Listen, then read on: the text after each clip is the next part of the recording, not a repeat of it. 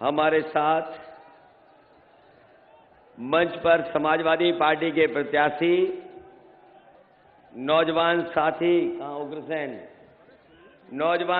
उग्रसेन सिंह जी, दूसरे हमारे समाजवादी पार्टी के प्रत्याशी विधायक विजय पासवान जी, मंच पर उपस्थित हमारे साथ मंत्री हेमराज वर्मा जी, पुराने समाजवादी आदरणीय सतीश दीक्षित जी, आदरणीय श्रीमती लालमुन्नी सिंह जी, श्रीमती नीलिमा सिंह जी, दयाराम लोधी ब्लॉक प्रमुख जी, अदील, अकील और हमारे तमाम समाजवादी साथी जो हमारे मंच के पीछे भी नेता दिखाई दे रहे हैं और हमारे सामने बड़ी संख्या में सभी समाजवादी साथी, बुजुर्ग, किसान भाई, माताएं, बहनें, नौजवान साथी और पत्रकार बंधुओं,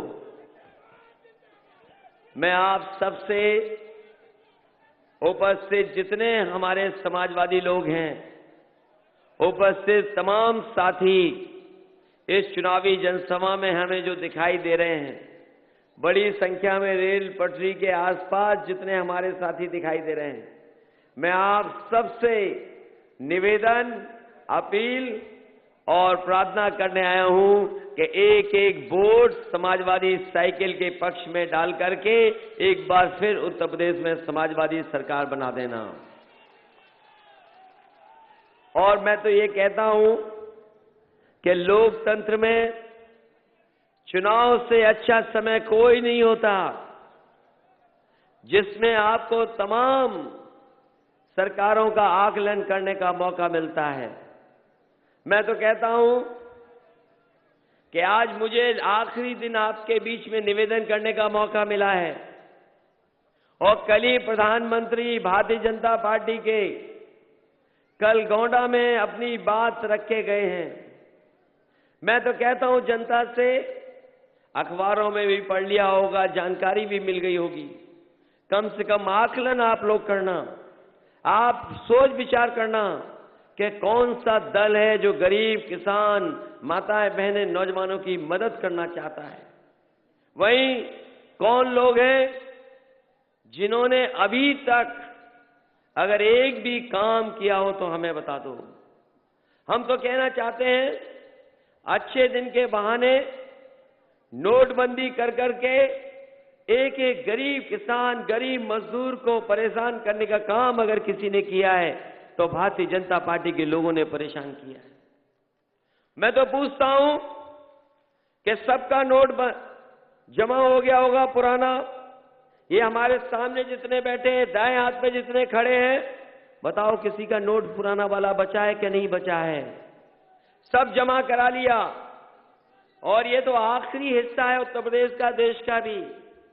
बताओ आपको कितनी परेशानी उठानी पड़ी होगी पैसे बदलने को लेकर के, कितने दिनों लाइन में लगना पड़ा होगा, महीनों कुछ लोग परेशान हुए। हम तो कहते हैं प्रधानमंत्री जी, पूरे देश का आपने पैसा बंद कर लिया, गरीबों को धोखा दे दिया। आप कह रहे हैं कि गरीबों को लाभ हुआ है। हम पूछना चाहते हैं आपसे, बताओ नोटबंदी का फायदा कब बताओगे कि नोटबंदी से लाभ किसको हुआ है? अगर किसी ने जानकारी की हो बता दो हमें कि नोटबंदी से किसको लाभ हुआ है। नोटबंदी हो गई, 500,000 बंद हो गए, लेकिन उत्तर प्रदेश के चुनाव में जितने भाषण दिए हैं प्रधानमंत्री जी ने, अगर एक जगह भी नोटबंदी का फायदा बताया हो तो बता दो।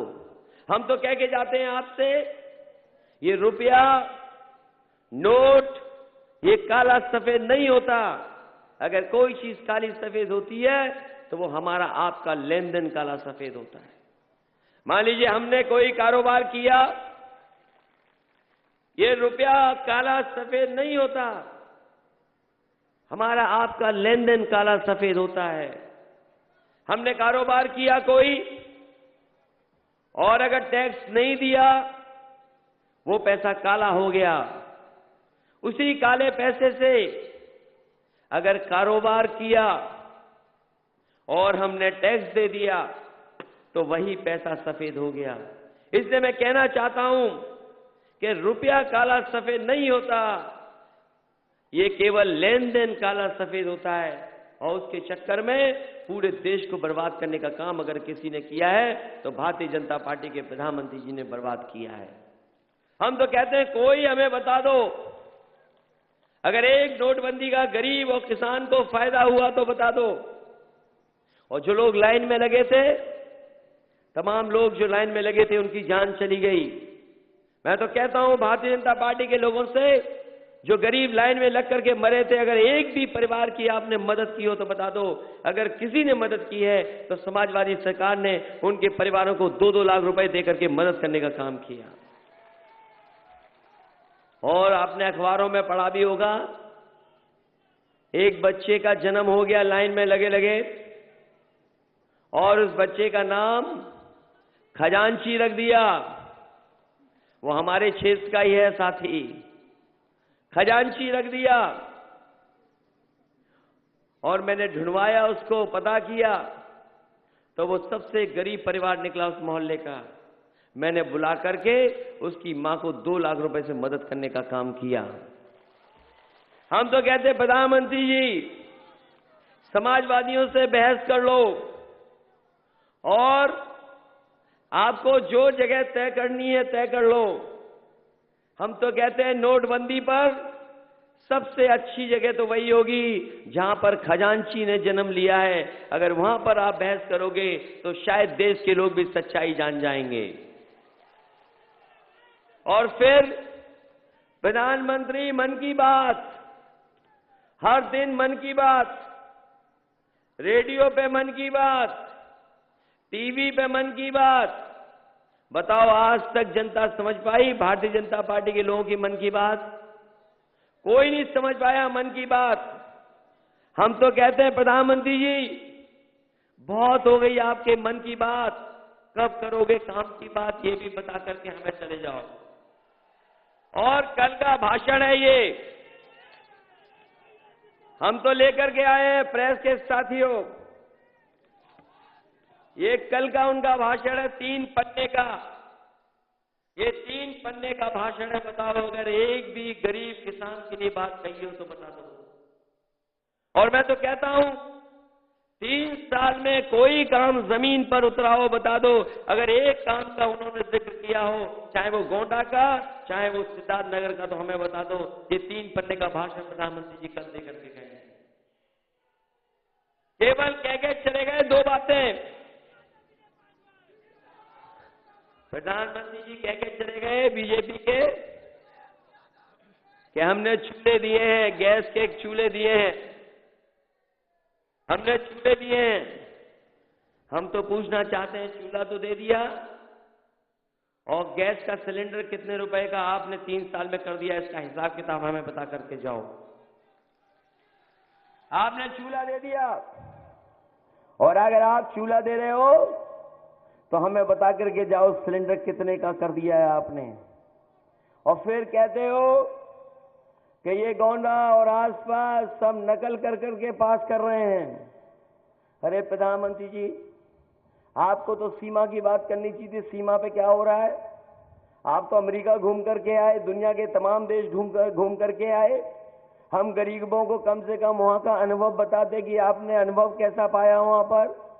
और क्या कह रहे हैं कि नकल से पास हो रहे हैं सब। बताओ, नकल से पास हो रहे हैं। अरे कौन, हम अगर कोई बात गलत कह दें तो शायद वो टीवी पे दिन रात चलेगी। अच्छा बताओ, नकल कौन नहीं कर लेता है जब पास होना होता है थोड़ी बहुत? हमें बताओ, कोई है जिसने बचपन में नकल न की हो? हाथ खड़ा करके बता दे। थोड़ी बहुत सब कर लेते हैं। और फिर प्रधानमंत्री जी, आप भी तो नकल कर रहे हो दूसरे तरह की चीजों की। हमें पढ़ाई की नकल बता रहे हो कि हम पढ़ाई की नकल कर रहे हैं। और बताओ, कपड़े पहनने की नकल कौन कर रहा है? और लाखों रुपए के कपड़ों की नकल कौन कर रहा है? दुनिया में एक बहुत बड़े आदमी ने कभी अपना नाम लिखा करके सूट पहना था। हम तो कहते हैं बीजेपी के लोग, बताओ सबसे पहले सबसे बड़े आदमी ने सूट पर नाम लिखा करके पहना था, उसका नाम बता दो, आपके लोगों ने भी नकल की है। और फिर हमने तो लैपटॉप भी दिया है, मान लो सिद्धार्थनगर में। ये बात केवल पत्रकार साथी और हम जनता को कहना चाहते हैं। ये कहते हैं कि नकल करने वाले पास हो गए, तो इसका मतलब जो टॉपर है वो भी नकल कर करके टॉपर बने होंगे। मैं तो सिद्धार्थनगर के तमाम नौजवानों से कहना चाहता हूं कि जिन्होंने अपनी मेहनत करके पढ़ाई कर करके पास किया हुआ, अच्छे नंबर पाए होंगे, उनको कम से कम इस चुनाव में साइकिल के पक्ष में मतदान कर करके इनको जवाब देना चाहिए कि हां, हम अपनी मेहनत से पढ़ करके पास हुए हैं। मैं तो कहता हूं सिद्धार्थनगर के हम 6 बच्चों के नाम पढ़ रहे हैं, 6 बच्चे जिनको मैंने लैपटॉप दिया। और हम तो कहेंगे समाजवादी साथी जिन बेटियों को कन्या विद्याधन दिया, जिनको नंबर अच्छे पाए होंगे, हम तो कहते हैं कि ये 6 बच्चे हैं। प्रधानमंत्री जी बताएं कि इन्होंने नकल कर करके पास किया है। ये पहला बच्चा है रामधीन, दूसरा बच्चा है अब्दुल्ला, तीसरे बच्चे का नाम है अजय कुमार, चौथी बेटी का नाम है राष्ट्रनिधि सिंह, 5वीं बेटी का नाम है अंकिता मिश्रा, 6वीं बिटिया का नाम है इशिका मिश्रा। हम तो कहते हैं कि 6 नाम पढ़े हैं मैंने। और हमने तो टॉपरों को दिए हैं, लैपटॉप भी दिया। टॉपर जो नंबर पाने वाले थे अच्छे, और जो अच्छे नंबर पाने वाले बेटियां थी, उनको हमने कन्या विद्याधन 30,000 रुपया दिया है। बताओ बीजेपी के लोग, इनमें कितने लोग नकल कर करके पास हुए, ये बता दो हमें। ये चुनाव उत्तर प्रदेश की खुशहाली का है। कम से कम प्रधानमंत्री बता करके जाते कि उन्होंने बहराइच में कौन सा बड़ा काम किया है। कम से कम प्रधानमंत्री बता के जाते कि गोंडा में कौन सा बड़ा काम किया है।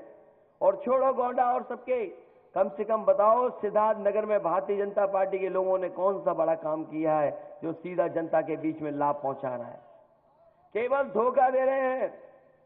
इसलिए हम आपसे निवेदन करने आए हैं, ये चुनाव न केवल उत्तर प्रदेश के भविष्य का है, बल्कि देश का भविष्य भी तय करेगा यही उत्तर प्रदेश का चुनाव। इसलिए हम आपसे निवेदन करने चाहते हैं, अपील करना चाहते हैं कि पूरी सोच समझ करके और ईमानदारी से समाजवादियों की मदद कर देना। और हम मदद इसलिए चाहते हैं कि समाजवादी लोगों ने कम से कम काम जमीन पर उतारा है। आने वाले समय में हम समाजवादी पेंशन जो अभी दे रहे हैं, तमाम गरीब परिवारों को मिली है समाजवादी पेंशन। अभी गरीबों को 500 रुपया हम दे रहे हैं। अभी बहुत सारे गरीब छूट गए जिनको हम समाजवादी पेंशन नहीं दे पाए हैं। हम आने वाले समय में तमाम गरीब एक को नहीं छोड़ेंगे जिसको समाजवादी पेंशन न मिल जाए। अभी तो 500 रुपया दे रहे हैं, आने वाले समय में हम 1000 रुपया अपनी माताएं बहनें को भी देकर के समाजवादी पेंशन से जोड़ने का काम करेंगे। हम तो ये 55 लाख उत्तर प्रदेश में महिलाओं को समाजवादी पेंशन दे रहे हैं। ये बीजेपी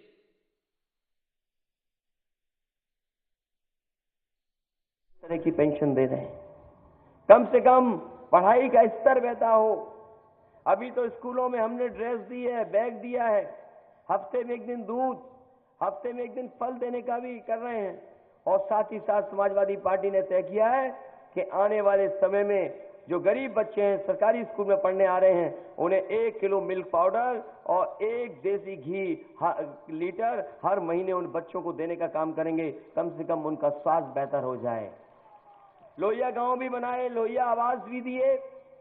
और लोहिया आवास हम समझते हैं बड़ी संख्या में यहां गरीबों को मिले होंगे लोहिया आवास। और आने वाले समय में हम गरीबों को लोहिया आवास भी देना चाहते हैं। हम तो कहते हैं बीजेपी और बीएसपी वाले बताएं कि गरीबों को कितने रुपए का खंड देना चाहते हो। हमने शुरू किया है लोहिया आवास, और उस लोहिया आवास में 3,05,000 दे रहे हैं इस समय, इस वर्ष में। और आने वाले समय में हमने कहा है इसकी संख्या हम दुगनी कर देंगे, क्योंकि तमाम हमारे गरीब हैं, अभी भी उनको घर नहीं बन पाया है। इसलिए लोहिया आवास के नाम पर 3,05,000 दे करके हम गरीबों का घर बनाना चाहते हैं। आने वाले समय में हम देंगे, सुविधा देंगे। और फिर ये बात कर रहे हैं, बताओ कि रमजान में हम बिजली ज्यादा देते हैं, दिवाली पे नहीं देते हैं। हमने कहा कि प्रधानमंत्री जी बताओ हम काशी में कितना बिजली देते हैं, और हमने कई बार कोशिश की कि गंगा मैया की कसम खा के बता दें, लेकिन अभी भी गंगा मैया की कसम नहीं खाई और ना सच बताया अभी तक। हमने तो बगल में पूछा था कि प्रधानमंत्री जी शायद यहां भी गांव में गंगा मैया की कसम खिलवाते होंगे सच बुलवाने के लिए, तो हम तो कहते हैं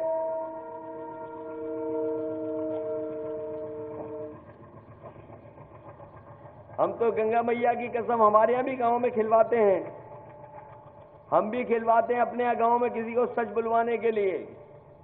और मैं तो कई सभाओं में कह चुका हूं कि प्रधानमंत्री कम से कम सच बता दो, और हमने कहा कि गंगा मैया की कसम खाओ कि हम 24 घंटे बिजली काशी में दे रहे हैं कि नहीं दे रहे हैं। अभी तक गंगा मैया की कसम नहीं खाई उन्होंने, सच नहीं बोला अभी तक। इसका मतलब, और अब हमें तो ट्रेन देख करके याद आ गया कि कल प्रधानमंत्री कह के गए कि हमें आईएसआई से भी बचानी है रेल की पटरी। हे भगवान, क्या कह रहे हैं प्रधानमंत्री जी कि हमें रेल की पटरियां आईएसआई से बचानी है, और कभी कहते हैं कि कब्रिस्तान शमशान घाट में ज्यादा खर्च हो रहा है पैसा। हमने हिसाब का किताब दे दिया, उसके बाद दोबारा नहीं बोले प्रधानमंत्री जी। पहले कोशिश की उन्होंने कि रमजान और दिवाली की बात कर लें, लेकिन बात लोगों को समझ में नहीं आई, क्योंकि समाजवादी लोगों ने आंकड़े दे दिए कि जितना हमने रमजान पे बिजली दी थी उससे ज्यादा हमने दिवाली पे दे दी, और उससे ही ज्यादा हमने क्रिसमस पे भी क्रिश्चियन लोगों को बिजली देने का काम किया। उनकी बात नहीं बनी। फिर कहने लगे कि कब्रिस्तान और शमशान, हमने हिसाब किताब दे दिया। हमने कहा कि समाजवादी लोग कभी भेदभाव नहीं करते हैं, और अगर आप कब्रिस्तान शमशान की बात करते हो तो समाजवादी लोग लैपटॉप और स्मार्टफोन देने की बात कर रहे हैं। बताओ तुम्हारे पास क्या है अच्छा जनता को देने के लिए। और अब सब बात बदल करके बोले कि रेल की पटरियों को खतरा है आईएसआई से। पता नहीं कौन जानकारी दे देता है प्रधानमंत्री जी को।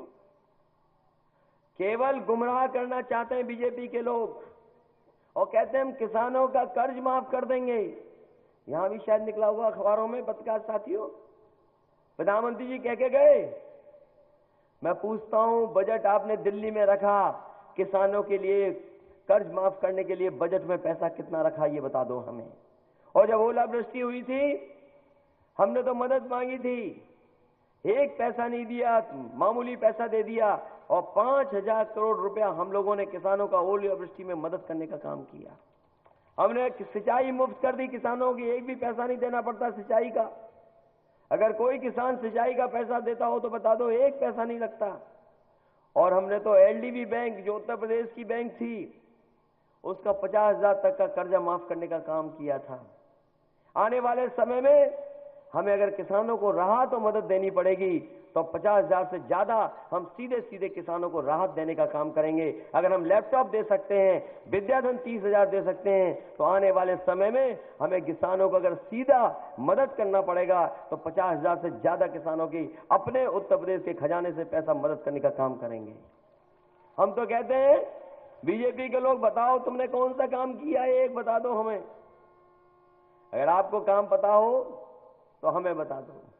फिर वहीं याद रखना, ये चुनाव है, इतना झूठ बोलने वाला प्रधानमंत्री हमने नहीं देखा भाई पूरे देश में।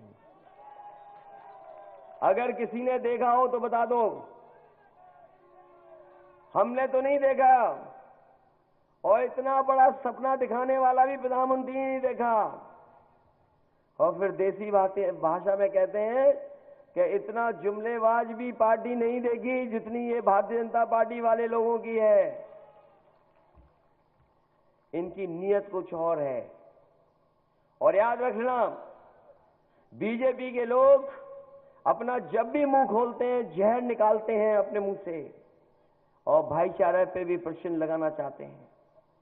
इसलिए सावधान रहना। ये चुनाव में हम सावधान करने आपको आए हैं। हम तो जहां अपने साथियों की मदद मांगने आए हैं वहां अपने लिए भी हम मदद मांगने आए हैं। और वहीं एक पार्टी से और सावधान रहना, जो पत्थर वाली सरकार वाली नेता हैं, आपके जिले में भी आई होंगी, आपके जिले में आई होंगी कि नहीं आई? और आपने सुना होगा, देखा भी होगा कि खूब पन्ने पलट करके अपना भाषण पढ़ रही हैं आजकल। पता नहीं कौन लिख के दे देता है लंबा भाषण। आप लोग तो ताली भी बजा रहे हो, खुश भी हो रहे हो, वहां तो आदमी सोता है थोड़ा आराम से, फुर्सत से। और फिर बीएसपी वाली नेता कह रही है कि हम विकास नहीं करेंगे, वो विकास करेंगे और स्मारक मूर्तियां नहीं लगाएंगे। मैं तो कहता हूं कौन भरोसा करेगा उन पर। जो लखनऊ में हाथी लगाए हैं बड़े बड़े, वो 9 साल से हम देख रहे हैं उन्हें।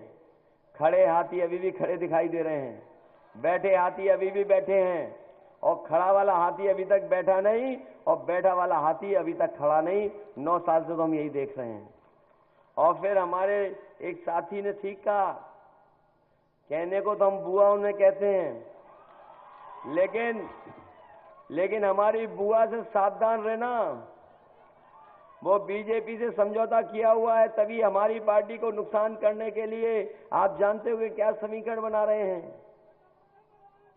और बताओ हमारे साथी, बताओ, और कब रक्षाबंधन मना लेगी कोई पता है किसी को? इसलिए उनसे भी सावधान रहना, और कम से कम आकलन करना कि कौन सी पार्टी है जो जनता और किसानों की मदद करना चाहती है। हमने तो यूनिवर्सिटी भी दी, पुल भी दिए, बिजली का इंतजाम भी बेहतर किया, एम्बुलेंस भी दे दी 102, 108, और पुलिस के लिए 100 नंबर वाली गाड़ी भी दे दी। जो शिकायत अक्सर पुलिस की होती थी गरीब के लिए सामने कि अगर वो फोन मिलाता था, पुलिस नहीं फोन उठाती थी थाने में, कम से कम 100 नंबर के बाद दिन और रात, सुबह शाम कभी भी फोन मिला लेना, आपका फोन उठेगा, और घटना स्थल बता दोगे तो 10 और 15 मिनट में पुलिस पहुंच करके आपकी मदद करने का काम भी करेगी। ये व्यवस्था समाजवादी लोगों ने दी है 100 नंबर वाली।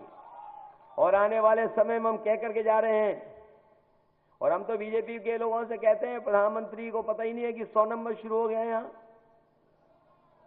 वो कह रहे हैं, मैं पूछता हूं आप पत्रकार साथियों से, कि वो कह रहे हैं कि थाना समाजवादी लोग चला रहे हैं, और हम जानते हैं, आप थाने वालों से पूछ लो कि उन्हें 100 नंबर से शिकायत है कि 100 नंबर नई चीज कहां से आ गई।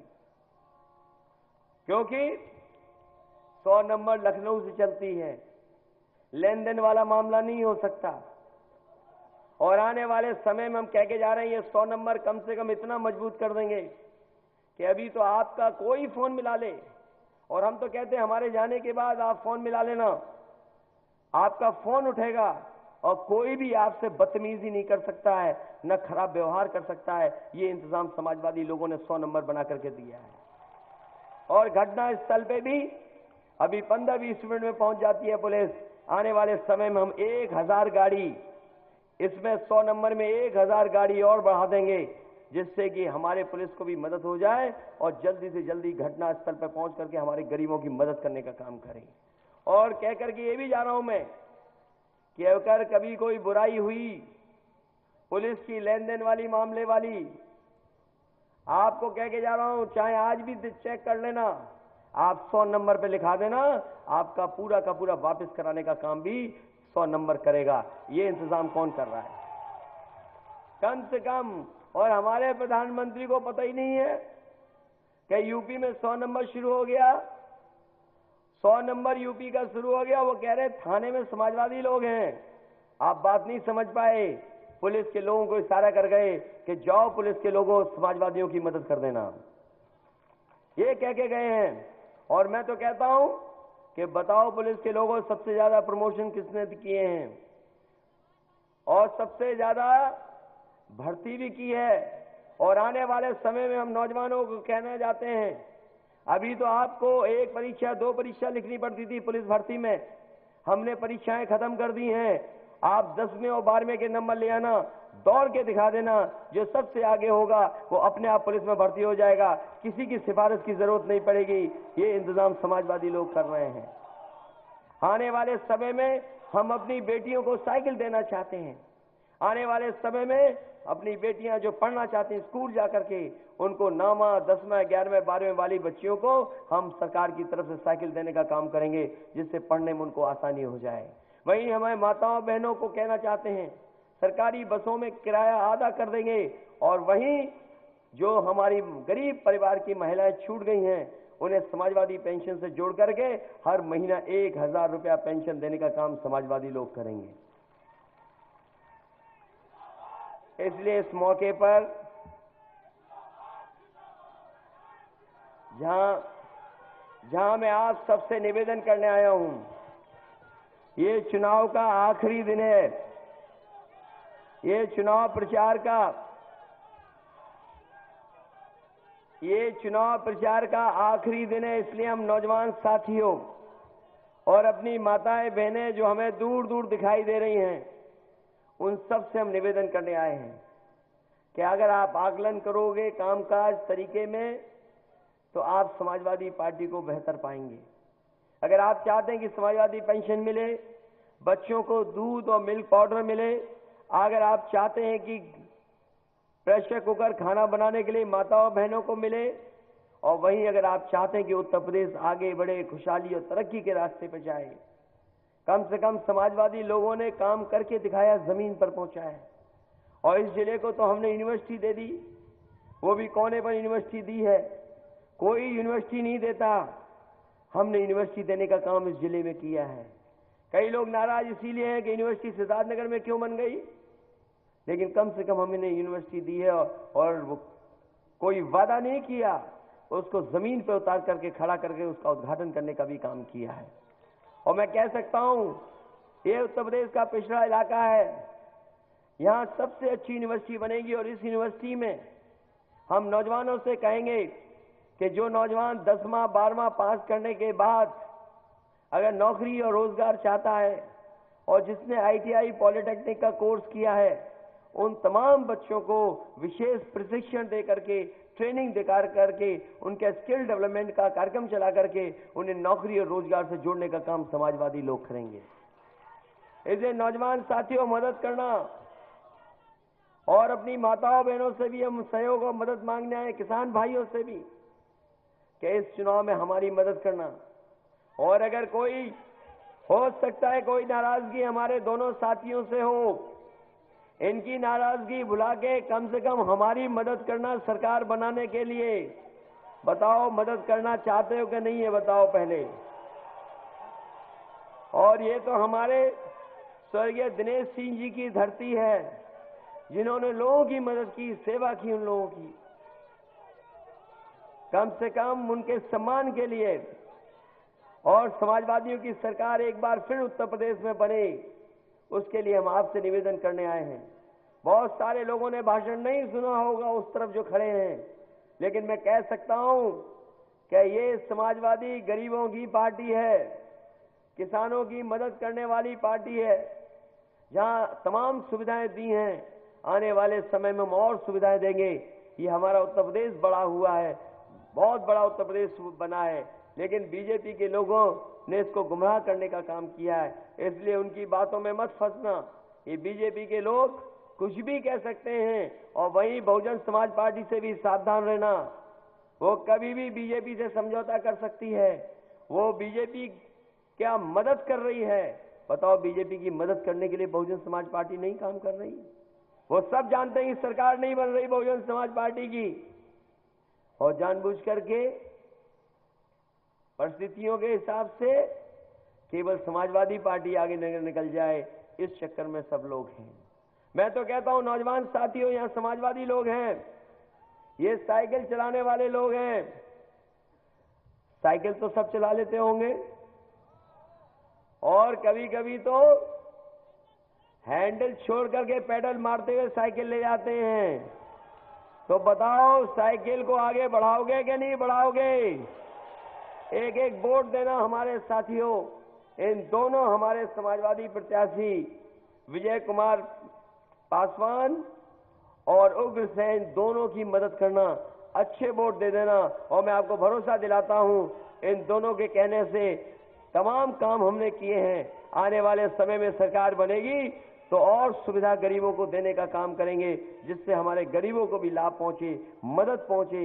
कम से कम समाजवादी लोगों का जो घोषणा पत्र है अगर जनता तक पहुंच जाएगा तो जनता, आम जनता भी समाजवादियों की मदद करेगी। वो लोग जो जात और धर्म के आधार पर बंटवारा करके वोट मांगना चाहते हैं, वहीं समाजवादी लोग हर जात धर्म के बीच में अपनी उपलब्धियां पहुंचा करके अपने कार्यक्रमों के माध्यम से आपसे सहयोग और मदद मांगने आए हैं। मुझे भरोसा है कि जहां आपने पहले भी हमारी मदद की थी, इस चुनाव में भी मदद कर करके एक बार फिर उत्तर प्रदेश में समाजवादी सरकार बनवाएंगे। और अब तो समय नहीं बचा, आज आखिरी दिन है, इसलिए आखिरी दिन तय कर लेना कि आपको साइकिल की मदद करनी है और उत्तर प्रदेश में गरीब, किसान, मजदूर और अल्पसंख्यक मुसलमान भाइयों की सरकार बनानी है। इन्हीं शब्दों के साथ आप सबका बहुत बहुत धन्यवाद, आभार प्रकट करते हुए, इस उम्मीद, इस भरोसे के साथ कि जब अगली बार मिलेंगे तो आपकी सरकार होगी और हमारे ये दोनों साथी जीत करके विधानसभा में आपके तमाम समस्याओं को रख करके हमसे मदद लेकर के